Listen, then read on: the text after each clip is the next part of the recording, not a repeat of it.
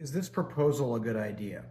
Well, I want you to consider an analogy of being in school and how long you stop studying and learning in order to prepare for an exam. Well, that's kind of what an earnings release is.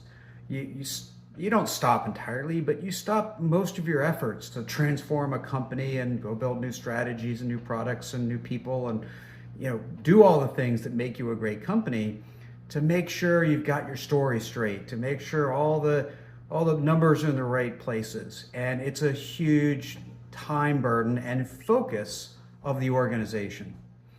And so this proposal to reduce the number of earnings reports from quarterly to twice a year would cut down two of those cycles.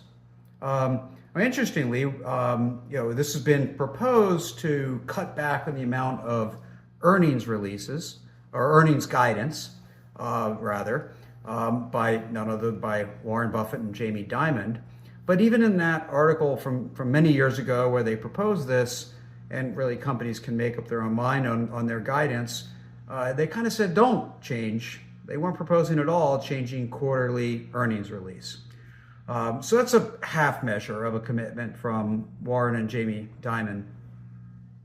But there will be some consequences to this without question. These quarterly reports serve the capital markets.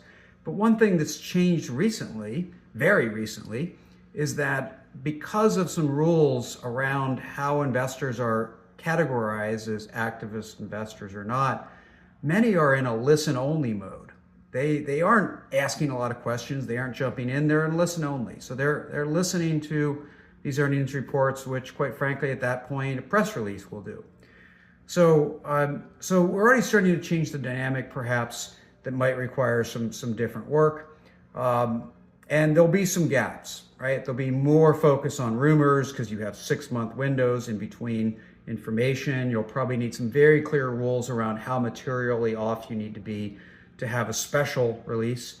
But in part, will it leave companies to focus more in between those points? So no clear conclusions. We don't know where this will head, but it's a very interesting proposal and could change the dynamic of what it's like to work inside a public company.